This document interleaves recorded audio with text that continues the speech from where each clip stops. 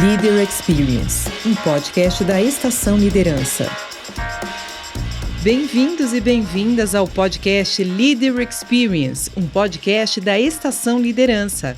O evento Fórum Internacional de Experiências na Liderança foi idealizado e organizado pelo professor Adilson Souza.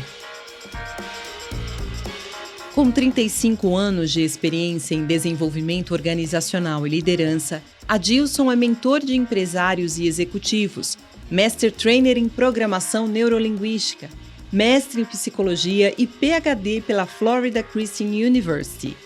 O cidadão do mundo Adilson é casado com Sumaia e pai do Tiago, da Liz e do Lui. Responsável pela curadoria do fórum, a consultora em desenvolvimento humano e organizacional Regina Sotomayor é também professora nas áreas de gestão de pessoas, gestão de mudanças e desenvolvimento de líderes mentores, de cursos em diversas instituições. Psicóloga formada pela PUC São Paulo, Regina atua há mais de 32 anos em processos de transformação organizacional, desenvolvimento de líderes e equipes, é facilitadora de grupos e conflitos, mentora e coach de executivos e designer de carreira. A consultora sênior de desenvolvimento de pessoas Denise Fernandes, também participante do fórum, possui mais de 30 anos de experiência em gestão de pessoas.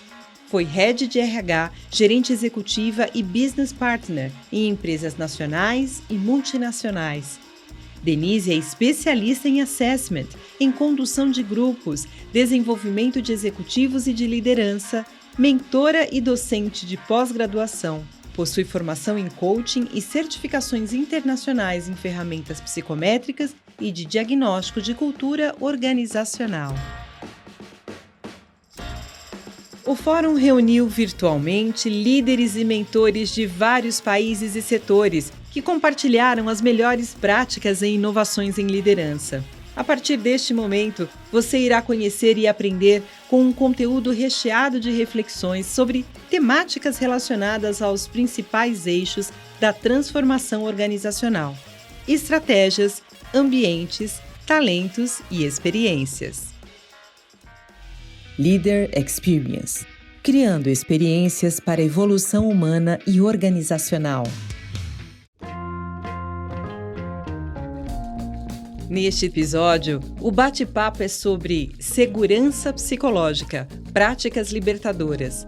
Quem aborda o tema é a gerente executiva de Gente e Gestão do CNA Idiomas, Luciana Raulino, e Luiz Alberto Silva Santos, responsável pelo desenvolvimento humano e organizacional da Liga Solidária, com moderação de Regina Sotomayor e participação de Adilson Souza e Denise Fernandes. Sejam bem-vindos, uma alegria ter vocês conosco, e acho que vale trazer aqui uma questão também importante do fórum, que é: vocês foram escolhidos para estar aqui porque vocês têm uma liderança, uma prática, uma experiência que conversam com os valores, com as práticas da nossa empresa, da Estação Liderança. Então, esse momento do fórum é uma oportunidade para ver líderes que estão fazendo diferença no mundo, que fazem diferença no mundo aí. Então, por isso que a gente acabou criando esse espaço. Em conversa com a Regina, a gente ficou refletindo de que esse fórum, há 5, 10 anos atrás, não seria possível, porque a gente teria dificuldade de organizar isso, e até no tema anterior, para a gente levar uma visão, uma prática, uma visão diferente, uma prática diferente no mundo, a gente tem que ter uma dose considerável. Eu não sei se de ousadia, de loucura, mas é o que vai fazer com que a gente construa de fato esse mundo nas organizações de forma melhor. Então, sejam bem-vindos.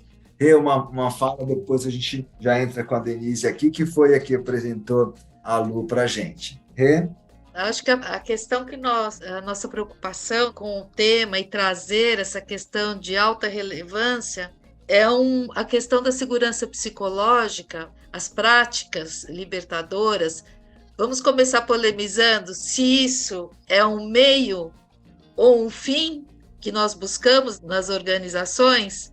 Então, nós vamos convidar a Luciana Lu, se você quiser falar ainda sobre a Lu, fica super à vontade. Eu tive o prazer de conhecê-la recentemente e a gente conta agora com a abordagem de vocês sobre essa temática. Bom, boa tarde a todos. É uma honra estar aqui nesse Fórum Internacional de Experiências da Liderança, contribuindo com o tema Segurança Psicológica nas Organizações, junto com a Luciana e o Luiz Alberto. A Luciana, a Lu Raulino, como a gente conhece, né, Lu? Ela tem uma experiência já de alguns anos, né? Depois a Lu se apresenta mais, mas tem experiência de alguns anos aí em gestão de pessoas.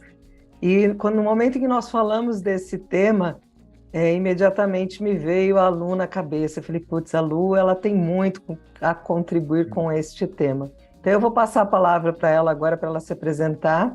E na sequência, o Luiz Alberto também já vai se apresentar e vai contar um pouquinho para nós. Deixa eu aproveitar também, até fazer essa ponte nesse início do painel aqui com o Luiz Alberto. O Luiz Alberto tem uma trajetória de construção nessa área de desenvolvimento bastante interessante.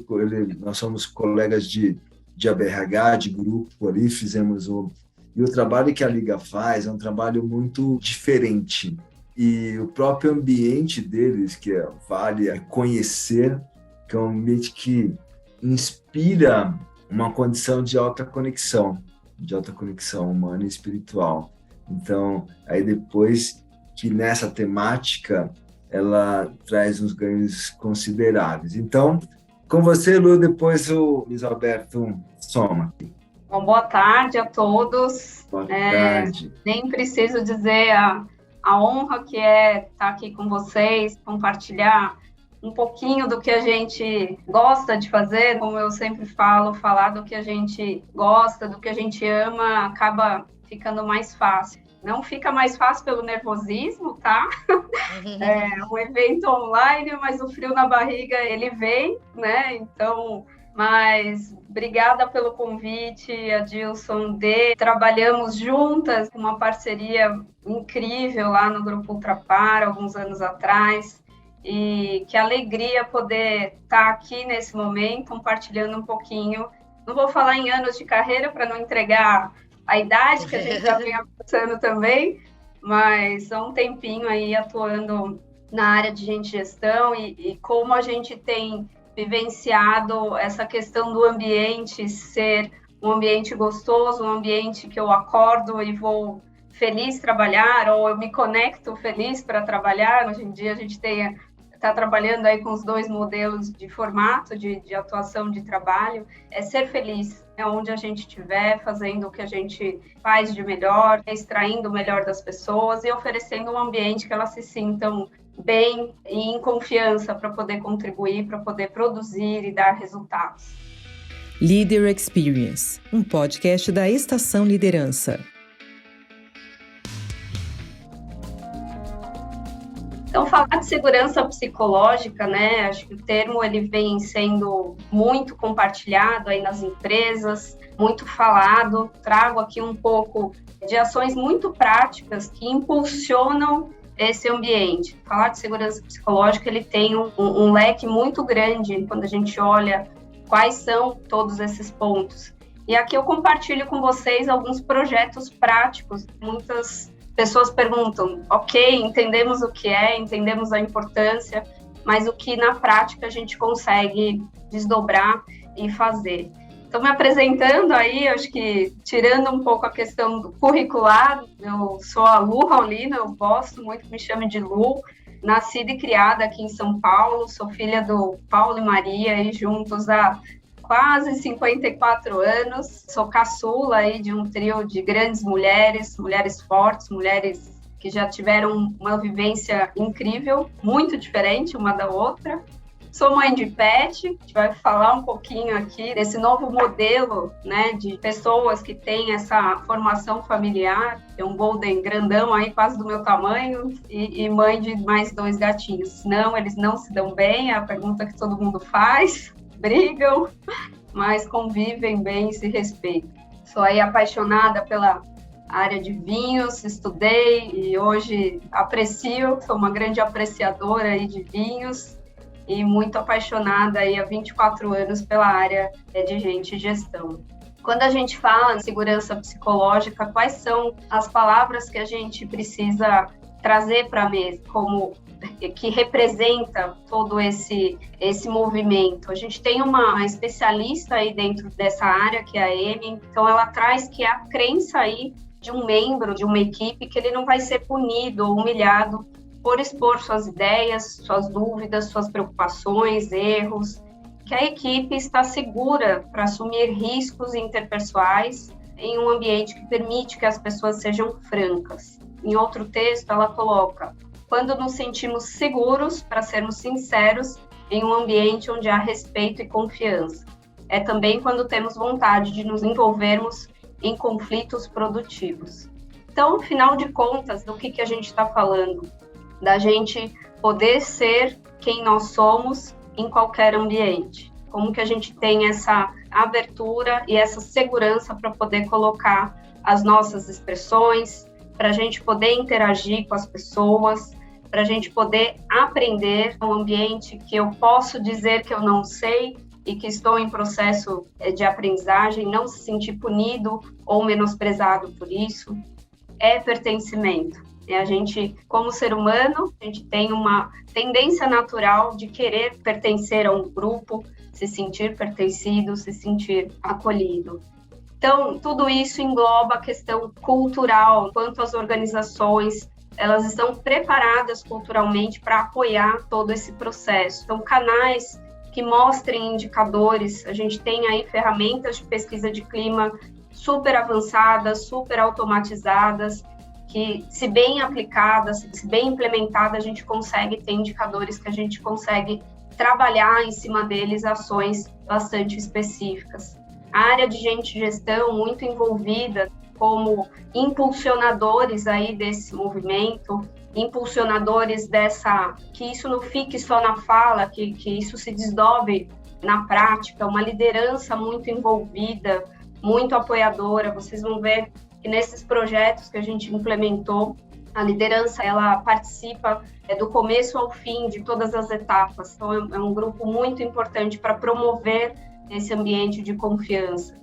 Incentivar a criatividade, inovação e, com isso, ter uma tolerância maior em relação aos erros. Quando a gente inova, a gente tem uma tendência aí de errar e de fazer de novo e de tentar mais uma vez. E o respeito às diferenças de opiniões, as diferenças de cultura e valores que cada indivíduo traz quando você monta um time, quando você tem uma empresa ali estabelecida. Então, trago 2 exemplos aqui para vocês, a autorização dessas 2 empresas que eu pude ter o prazer aí de participar, tanto da Bronzearte. Atualmente, eu estou no CNA, estou responsável aqui pela área de gente de gestão. Estou há quase 10 meses aqui na empresa, então são 2 projetos com características muito semelhantes, mas com objetivos aí que a gente já está vendo a evolução de caminhos diferentes. Quando você pensa numa empresa que tem um perfil, né, de indústria familiar, 60 anos no mercado, referência na parte de indústria de decoração, de iluminação, e o projeto do CNA, que aí é um segmento completamente diferente de educação, é uma sociedade fechada, também há 50 anos no mercado, uma empresa super consolidada. E aí a gente, como área de gente de gestão, que temos colegas aqui da área de RH, provavelmente, a gente sempre fica naquela incógnita, né? Como eu vou desdobrar as coisas em todas as áreas? Eu não tenho braço suficiente, normalmente as áreas de RH são muito enxutas. Como eu faço isso se desdobrar? Como eu trago as pessoas para perto? Como eu faço que as pessoas valorizem os trabalhos que são feitos? Então, a partir disso, a gente construiu projetos que trouxessem as pessoas para que elas fizessem alguns itens que promovem a questão da segurança psicológica dentro da organização. Quando a gente fala de autonomia, de criatividade, de pertencimento, vocês vão ver que as atividades que esses grupos elaboraram e conduziram traz muito disso. Então, criamos essas marcas, são marcas diferentes. Tinha a equipe Bronzers na Bronzearte, e aqui no CNA a gente tem os Belovers CNA, Então, a gente sempre conecta aí com a questão ao amor à marca, a gente sempre traz esse slogan ou a logomarca do projeto com o que a gente quer trazer de tom para esse programa. Então, como a gente define esse grupo? Não podem ser líderes, isso é muito importante, então a gente traz as equipes para esse papel de protagonistas, a gente tem a representatividade de todas as áreas, então a gente faz questão de ter um representante de cada área e pessoas com um perfil bastante voltado para um perfil de influenciar, de ser mais crítico, que conhecem a cultura da empresa, que são curiosos, que trazem aquelas questões, ou normalmente são pessoas que acionam muito o RH, queria fazer uma crítica, uma sugestão. Então, essas pessoas que a gente se interessa para fazer parte desse grupo. Em média, a gente tem aí um grupo de 15 participantes, os encontros são mensais, então a gente, como área de gestão, a gente apoia esses encontros, organiza, e a gente divide os temas por tribos. Então, a gente tem tribos que cuidam de temas voltados para a diversidade, outros de engajamento, outros de saúde e bem-estar.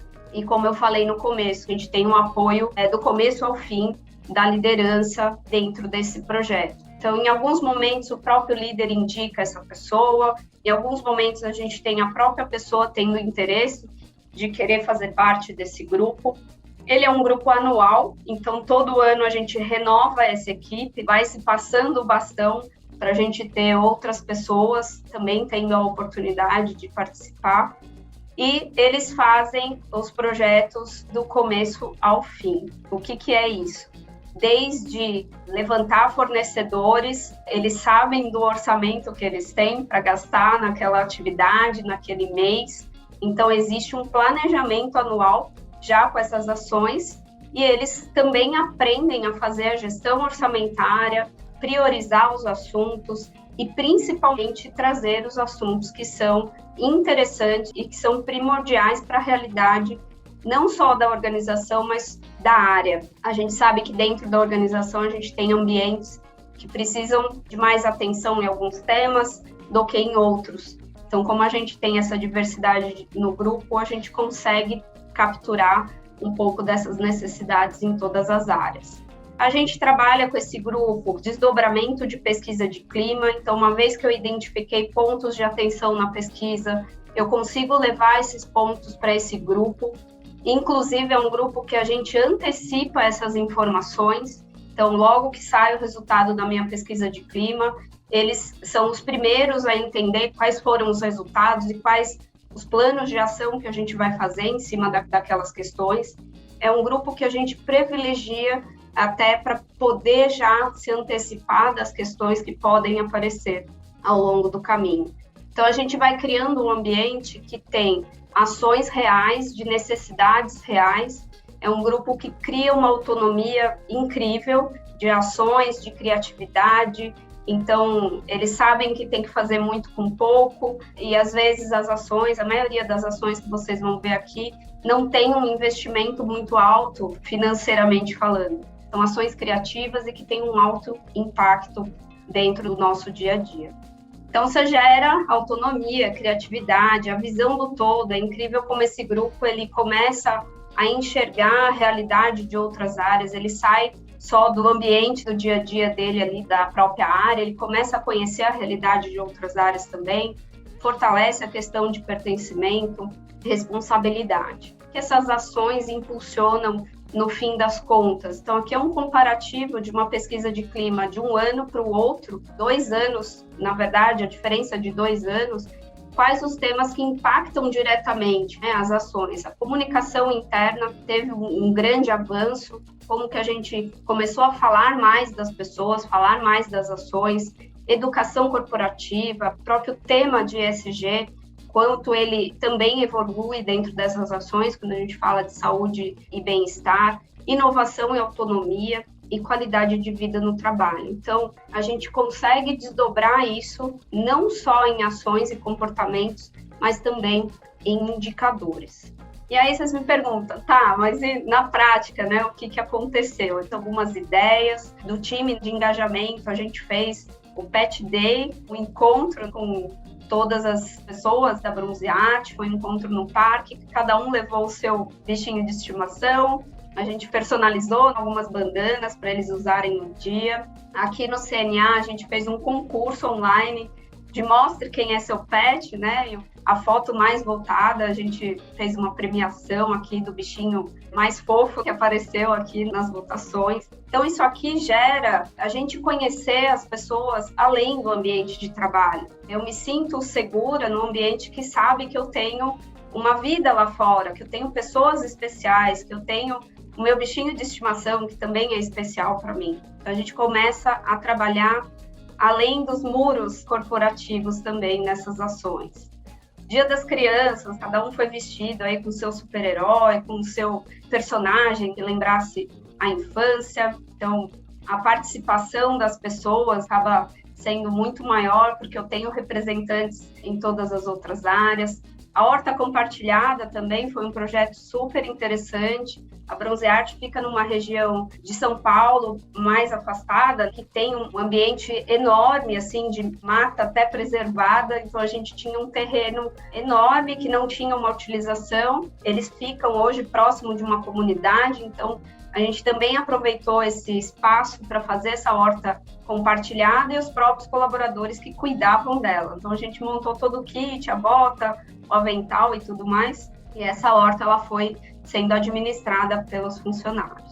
Saúde e bem-estar são várias ações, né? A gente coloca muitas palestras comemorando os meses coloridos. Então, Novembro Azul, a gente fez um plantão aí em parceria com a UBS lá local, de fazer o exame com os homens, o pré-exame. Então, foi feito lá dentro da empresa, então não tinha desculpa de não fazer, por que não fazer? Então, foi uma adesão super bacana.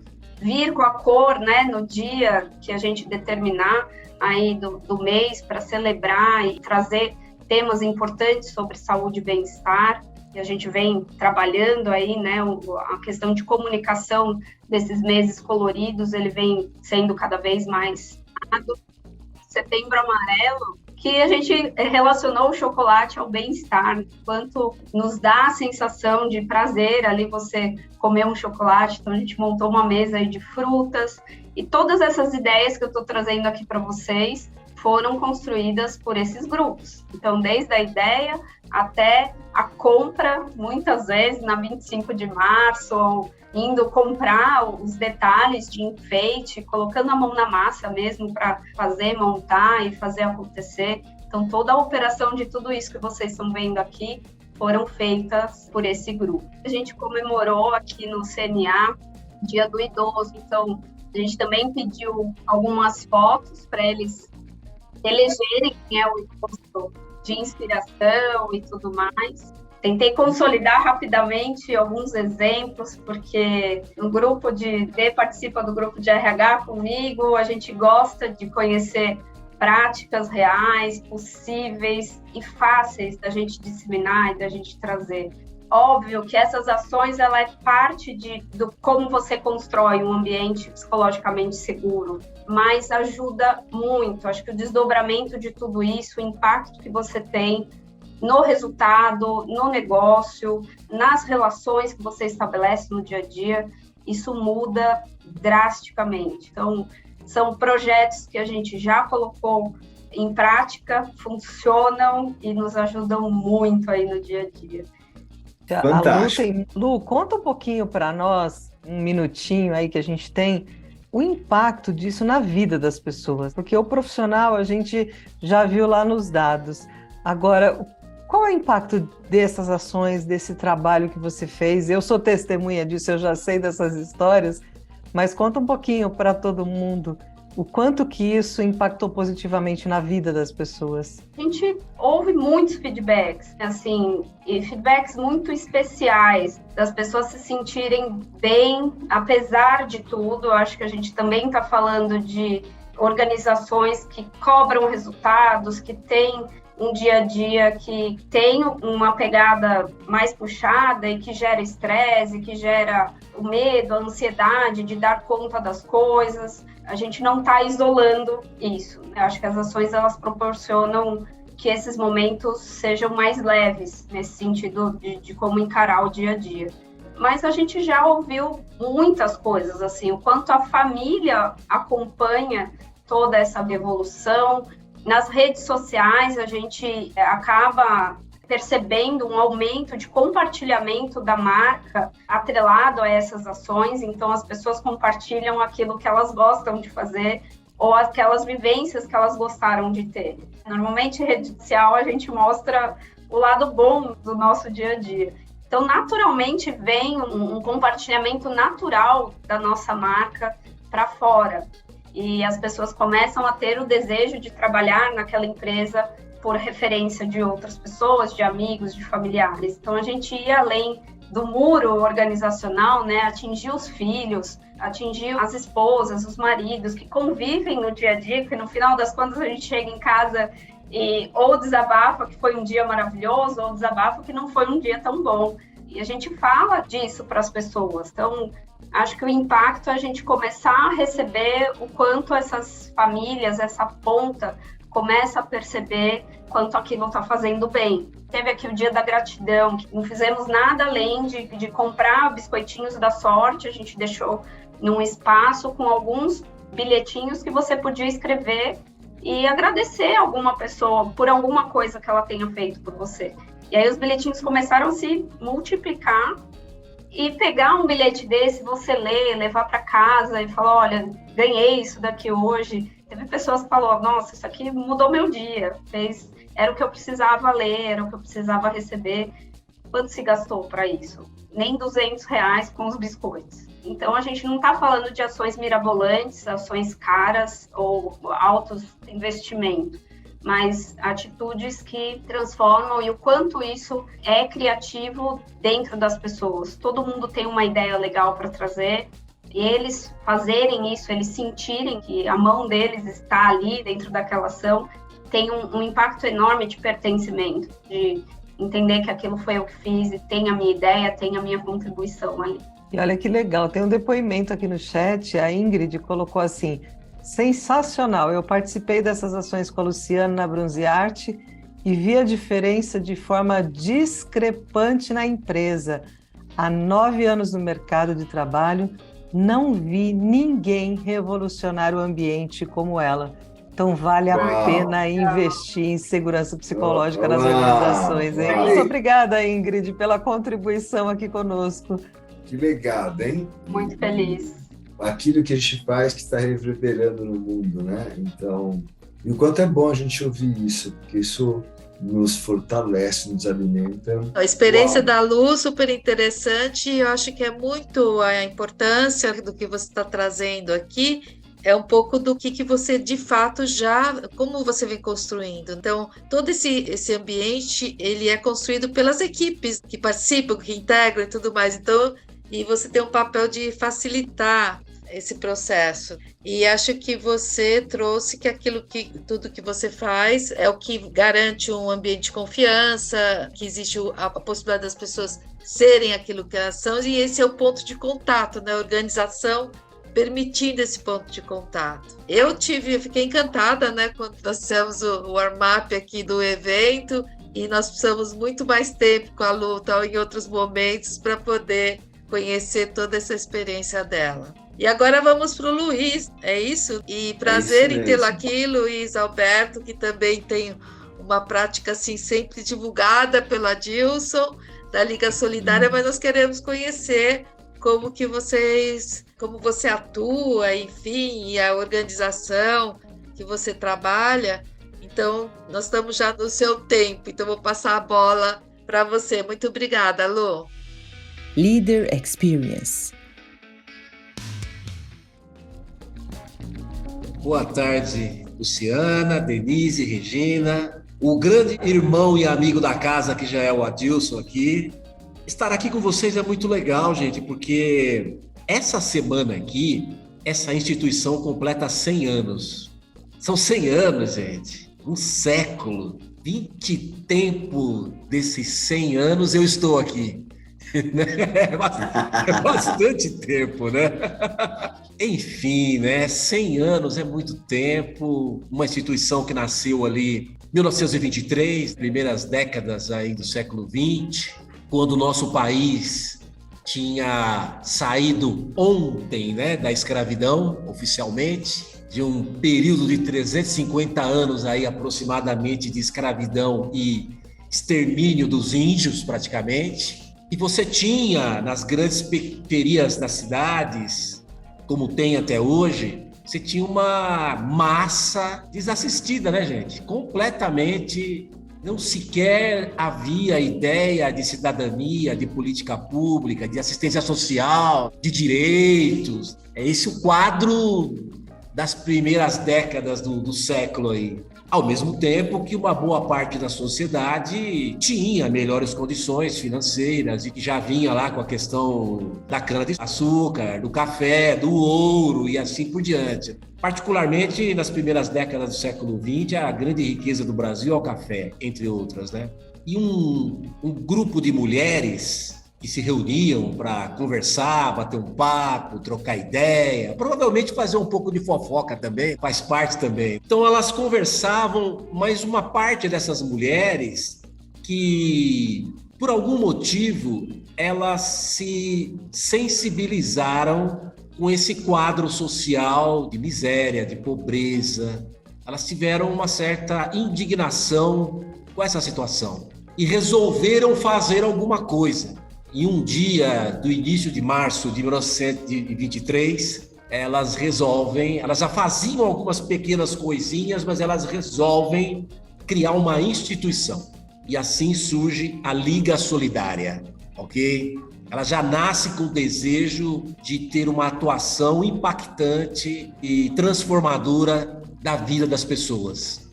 Um dos primeiros projetos da Liga Solidária foi uma escola, vamos dizer, na linguagem de hoje, de qualificação profissional para as mulheres, que eram mulheres que trabalhavam nas casas, já na pequena indústria, no pequeno comércio, mas estamos falando de um tempo que 90%, talvez ou mais, da população não sabia sequer ler e escrever. Então elas criam uma escola para dar melhores condições de estudo, para que elas tenham melhores condições de trabalho. Um outro projeto muito interessante da Liga foi um restaurante que funcionou durante muito tempo embaixo do viaduto do Chá, que era um projeto que oferecia uma alimentação de muito boa qualidade e a um preço muito simbólico, para que essas mulheres, principalmente, mas também homens e trabalhadores da cidade, tivessem um lugar onde pudessem comer com qualidade e dignidade. E no caso das mulheres, é muito importante esse projeto, porque nós estamos falando de um tempo em que uma mulher, mesmo que ela pudesse pagar para entrar num restaurante e comer, ela só seria aceita se estivesse acompanhada de um homem. E nesse sentido, eu acho isso super avançado para a época, né? Depois a Liga vai buscar um terreno, uma propriedade, onde ela pudesse voltar a sua atenção para as crianças. Para as crianças. Porque, veja, com toda a situação social que existia, nós tínhamos muita criança abandonada, desassistida, órfã, enfim, né? Um quadro caótico aí. Falando numa época que você não tinha um posto de saúde na periferia, você não tinha nenhuma condição de saneamento na periferia. E elas conseguem este lugar de onde eu estou falando, que o Adilson já conhece, que é o Educandário Dom Duarte. E aqui se criou um grande projeto de abrigo e cuidar dessas crianças dos 7 aos 18 anos. Ao longo do tempo, outros projetos da Liga foram acontecendo, isso aqui foi se transformando, a Liga foi crescendo, a região aqui foi crescendo, os bairros e assim por diante, a cidade cresceu e veio para cá, para a periferia, né? E a Liga foi crescendo. Bem, porém, a Liga, por ter 100 anos, ela passou por vários desafios, né, gente? A República Velha, o período Vargas, o período pós-64, o período da nova Constituição, Collor, toda essa situação, essa instituição foi passando, foram desafios. Eu sei que, de uma forma ou de outra, essa instituição conseguiu ir se reinventando, se readaptando, e por isso ela está aqui até hoje. E quando chega, tem um marco nessa história, que é 1988, porque quer queira, quer não, na década de 70, 60 e 70, de uma forma ou de outra, toda essa população desassistida estava se organizando e querendo direitos, né?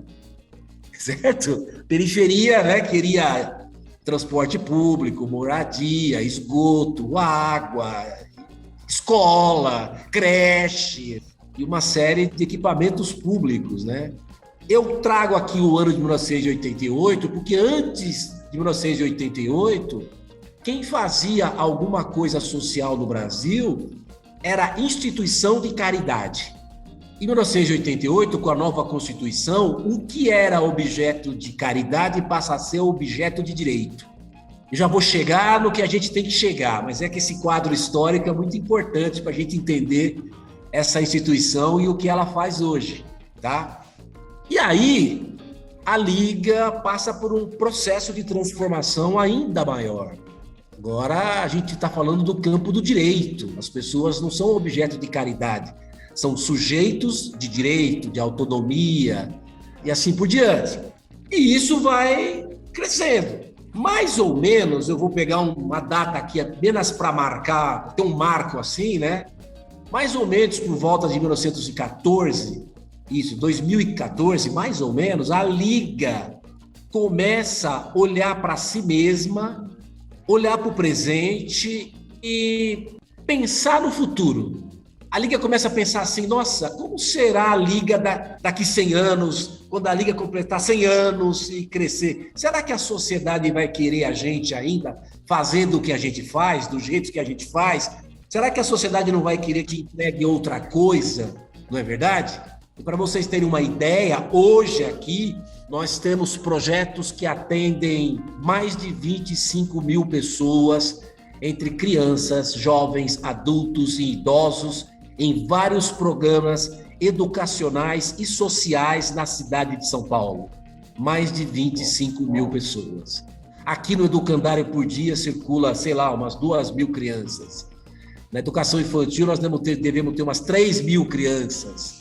Centenas de idosos, programa de qualificação profissional, é muita coisa. Nós somos, para vocês terem uma ideia, mais de 1.350 colaboradores CLT, mais de 1.500 voluntários. Então, a gente é educadores, professores, todo tipo de função e cargo que vocês imaginarem. E aí, a Liga, nesse processo, a partir mais ou menos de 2014, começa a dizer o seguinte: vamos construir uma nova cultura para novos tempos. E a gente se reúne num grupo de lideranças aí, aproximadamente umas 40 pessoas, a gente começa, como dizer assim, imergir em vários finais de semana prolongados aí, em vários lugares, e começamos a pensar, vamos construir uma cultura. E aí, nesse processo, a gente começou a melhorar e modernizar os nossos processos e relações. E a gente construiu uma nova cultura, participativa, colaborativa, tenso o processo ali, mas extremamente criativo, dinâmico. E esse processo estabeleceu 4 pilares dessa nova cultura: ação solidária, desenvolvimento integral, protagonismo em rede e cultura de paz, tá? Então, o processo da gente começar a trabalhar o nosso ambiente para que ele seja acolhedor, com valores elevados, que já vinha antes disso, mas a gente começou a dinamizar isso, a gente começou com a gente começando a disseminar esses valores, essa cultura com todos os colaboradores, de todos os níveis. Para vocês terem uma ideia, eu tive encontros fazer com que as pessoas entendessem e se apropriassem desses 4 conceitos para todos, colaboradores da presidência, até o cara da portaria, até o cara da manutenção, sabe? Até mesmo com o pessoal que trabalha à noite. Vamos fazer encontro à noite, vamos falar de cultura da paz, vamos falar de protagonismo em rede, vamos falar de desenvolvimento integral. Cara, eu falo isso assim com uma emoção incrível, sabe? Eu fico aqui arrepiado, porque é muito legal fazer isso, sabe? É difícil, sabe? As pessoas de início não acreditam nisso. Acham que a gente gosta de abraçar a árvore, sabe? Ficar na montanha meditando. As pessoas não entendem que o processo de cultura de paz não é passividade para tudo, é um processo de movimento, de ação. Então é muito legal isso. E aos poucos também a gente construiu nesse processo um processo de integração de novos colaboradores que chegam para já entender qual que é a filosofia, qual é a cultura, o que a gente espera, qual é o impacto do nosso trabalho. O que também vai criando esse ambiente gostoso. Muito legal o processo de integração. A gente desenvolveu, trouxe para cá uma ferramenta muito legal, que é a terapia comunitária integrativa, tá? Que são grupos de escuta de uma técnica criada no Ceará pelo professor Adalberto Barreto. Eu fiz todo o processo de facilitação, hoje eu sou também um formador desse processo, e a gente trouxe a terapia comunitária integrativa para cá, que é um espaço de escuta, de acolhimento, no qual o grupo traz as suas inquietações, suas críticas, enfim, aquela pedrinha no sapato que pode estar incomodando ali. O que está pegando, como diz a juventude, né? O que está me aperreando? E no grupo a pessoa tem um ambiente onde ela possa se colocar, e ela pode perceber na troca com o grupo que ela é mais forte do que ela pensa que ela tem recursos e que o grupo está ali para apoiar, entre outras ações. Então, a gente trouxe várias ferramentas no sentido de trazer... A gente tem grupos de trabalho aqui também, como a Luciana falou, né, dos grupos lá, onde os colaboradores são convidados a fazer parte. Né? Vem aqui, vamos trabalhar com a gente, vamos pensar nessa questão, nessa.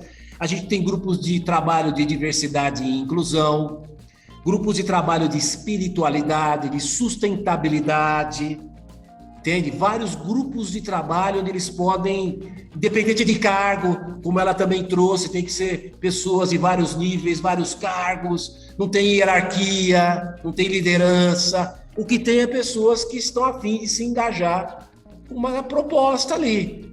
E o que isso, que eu sei que o tempo é super curto aqui, mas o que trouxe isso para a gente?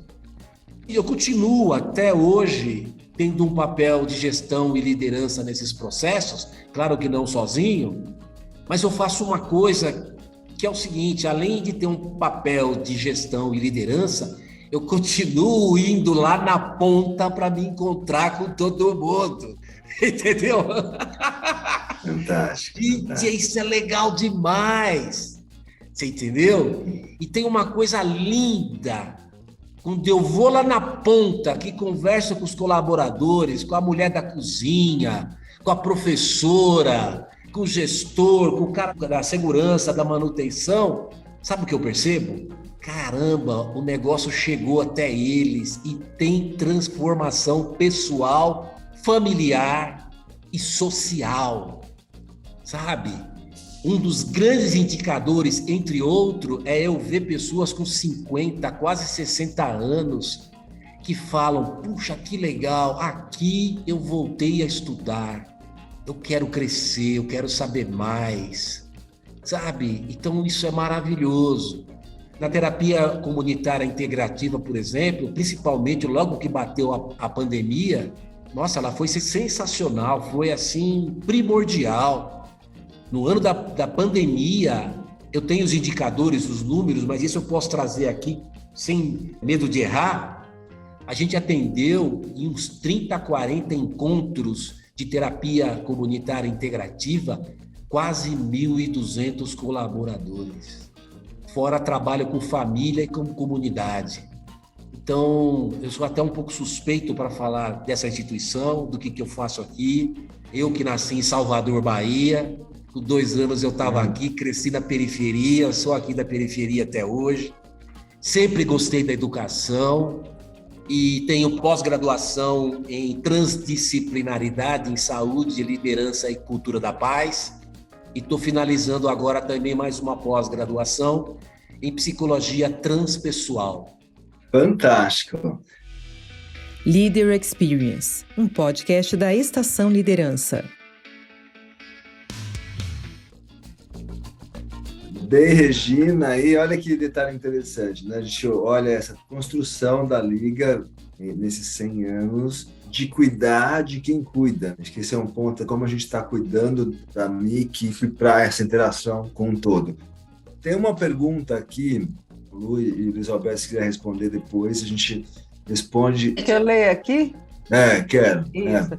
O que os palestrantes podem compartilhar sobre tratar o tema suicídio nas organizações? Qual a relação da segurança psicológica nas organizações?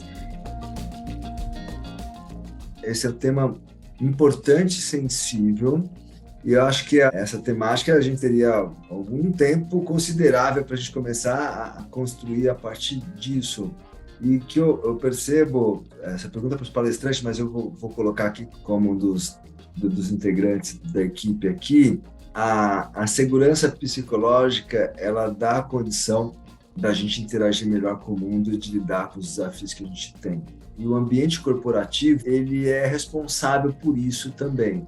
Então, tem uma pergunta que eu faço acima dessa pergunta: o que as organizações estão deixando de fazer para a gente ter esse extremo na ponta? Eu volto a palavra para a Denise, para a Rê, para fechar. Uma mensagem que você deixa para esse nosso grupo aqui, Luiz Alberto. A mensagem que eu deixo é: acredite, sabe? Faça, sabe? E uma coisa que eu acho muito importante, mesmo que seja de gota em gota, uma hora a gente enche a caixa. Mas se a gente acredita na possibilidade de humanização, e o mundo quer o tempo todo dizer pra gente que isso não é possível, acredite, de gota em gota, uma hora a gente enche a caixa, uma hora a gente vai dar muita risada com isso aí, tá bom? Porque vale a pena. Obrigado, Luiz. Obrigado pela sua simpatia, pela sua alegria e pela sua simplicidade. Eu sou fã de você há bastante tempo. Obrigado por somar nesse painel tão fantástico. Lu?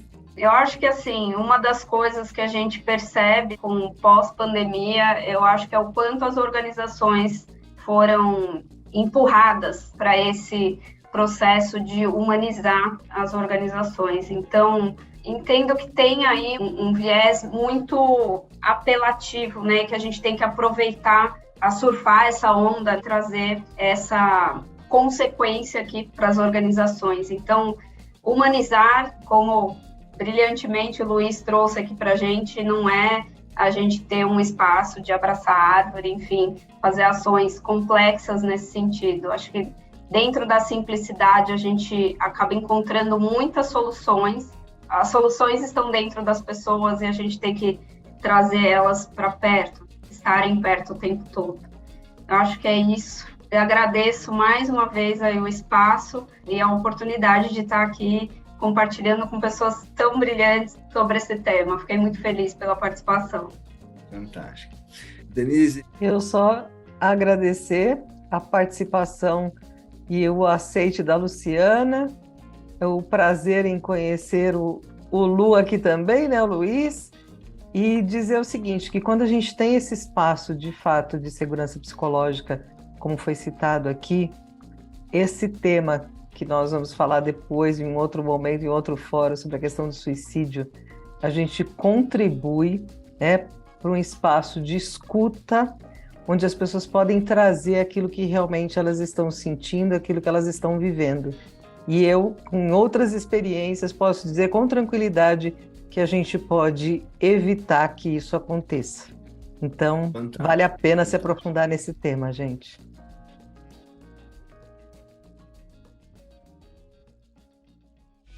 Leader Experience, criando experiências para a evolução humana e organizacional.